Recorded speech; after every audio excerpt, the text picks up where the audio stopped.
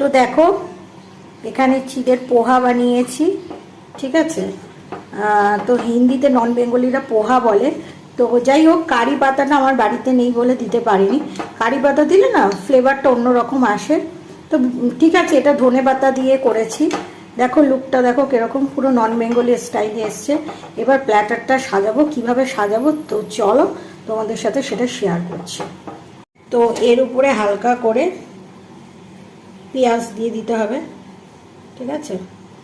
হালকা করে পেঁয়াজ দিয়ে দিতে হবে, আর দিয়ে দিতে হবে সেও ভাজা। খুব বেশি দিলে আবার ভালো লাগবে না, এই অল্প অল্পই ঠিক আছে। তো চলো, এরকম প্ল্যাটার রেডি। তো তোমরাও বানিয়ে খাও পোহা, চিড়ের পোহা বা পোহা। চিড়ের তো আর বলে না, নন বেঙ্গলিরা হিন্দিতে পোহাই বলে। তো ঠিক আছে, এই ভিডিওটা এই পর্যন্তই থাকলো। তোমরা